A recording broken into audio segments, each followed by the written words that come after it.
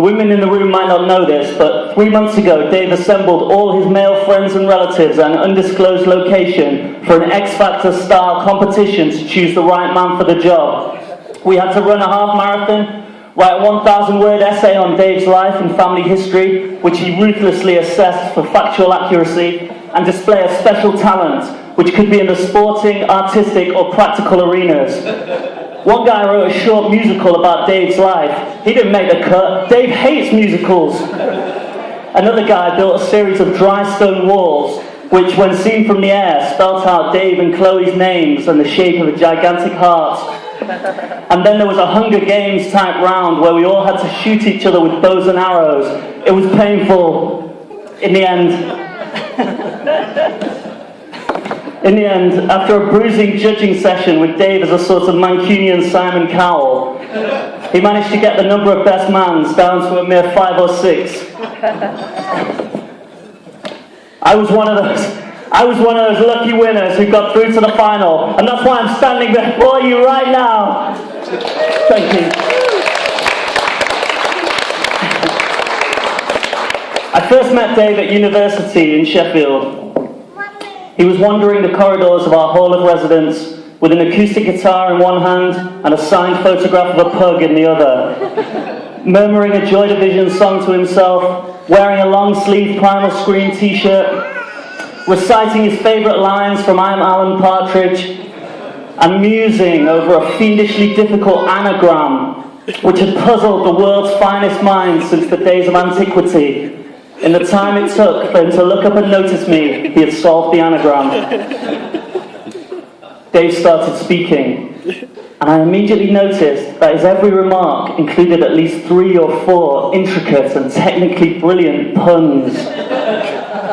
Now, I'm partial to the odd pun myself, but this was hardcore punography, and the thought dawned on me that maybe, just maybe, Dave could turn out to be the kind of brilliant songwriter I was looking for to form the indie band I dreamed of since childhood, and I wasn't the only one to have that thought. Like Liam and Noel Gallagher, Dave and I were a couple of rough, mean young jackal lads from the back streets of South Manchester. I had the looks, the tunes, and the musical talent, and Dave had the eyebrows. Eyebrows he's still got today! Woo!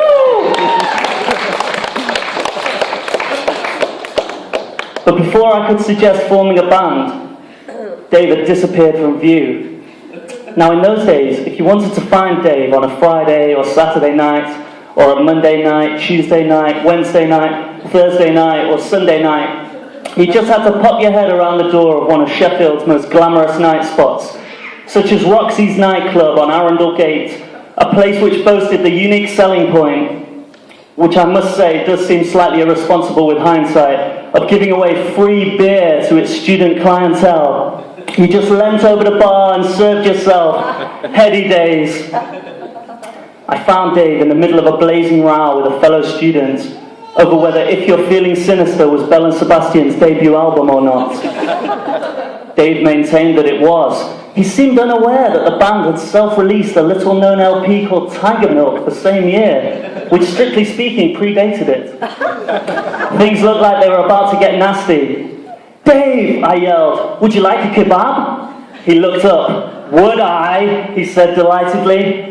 I had correctly guessed the 5 words that would get Dave's attention in any given situation. He followed me to a nearby takeaway, where over 2 or 3 of Sheffield's finest doner kebabs, we agreed to form a band. I asked him what we should call it, and he suggested the name, The Great Gattrell. I asked him if that was a reference to F. Scott Fitzgerald's famous novel, The Great Gatsby. He looked puzzled. He had not heard of the book. No, said Dave. And he explained that he, Dave, had been named after Alexander the Great. His full name, it transpired, was David Alexander the Great Gattrell. And in many ways, he said, staring off romantically into the middle distance, he actually saw himself as a modern-day reincarnation of that fearsome historical figure. A few months later, after we'd played every pub and bar in Sheffield, Dave wept because there were no more concert venues in South Yorkshire left to conquer. That one was for Professor Gattrell, a bit of history there. Dave studied economics and politics at university, but even then he was honing his impressive language skills. When the Dalai Lama visited the Sheffield campus in 1998, Dave addressed him in the Amdo language of his people, complete with one sequence of intricate clicks and whistles that had never been mastered by a Westerner before. Years later, when Dave was living in Barcelona, he spotted a bandana-clad young man attempting to attach a bomb to a government official's car. Narrowing his eyes, Dave looked at the young man closely, taking in his hairstyle, his clothing, and a tiny label on his backpack that most observers would have missed. Thinking quickly, Dave soon narrowed down the young man's origin to one of 4 Catalan villages involved in separatist plotting. Adopting the accent and dialect of the biggest of those villages, Dave strode up to the man and in perfect Catalan told him, "My brother, if you blow up this car, you may win the battle, but you will lose the war." "You're right," the man said, falling into his arms. "You're right." And to this day, Catalonia remains part of Spain. I'm not saying solely because of Dave, but he played his part. I remember once we were walking through Broom Hill in Sheffield when we chanced upon a little dog that seemed to be nursing a hurting paw. Dave knelt down, compassion etched across his usually forbidding features. "Hey there," he said to the dog. "Hey there, little buddy. What's wrong?" "Ruff, ruff," replied the dog. "Poor little guy," said Dave. "He's saying he's got a stone in his paw." And then using his pocket knife, Dave removed the stone painlessly. "Ruff, ruff," said the dog. "You're welcome," said Dave, giving the dog a little cuddle. The dog kept barking away, incomprehensible to me. "What's that, fella?" said Dave.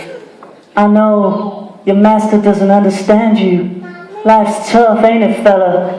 Life's tough." Now, I'm sure you understand that this story didn't actually happen. I mean, we may have walked past a dog at some point, and Dave may have cuddled it. Very probably he did. But in reality, dogs' barks are nothing more than the expression of inarticulate emotion. They can't remotely be compared to language. But I think, false as it is, this story actually reveals a deeper truth than any so-called true story could about Dave's voracious mastery of all languages, human and non-human, even perhaps the as-yet unknown languages of alien life forms far across the cosmos. And in that way, actually, it is true.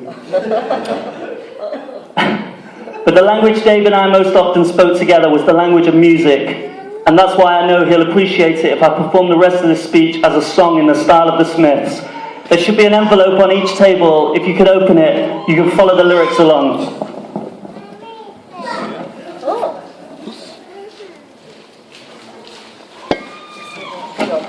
It's some of the same themes as the speech. Pun-crazed Gattrell, on a hillside, there goes Dave. Will Chloe make a man of him yet? For the last 13 years, this charming Dave has roamed the globe and lived the dream, but he still looks the same as he did at 18. He speaks 12 languages, and by the time I finish with this song, he'll probably have mastered another very difficult one.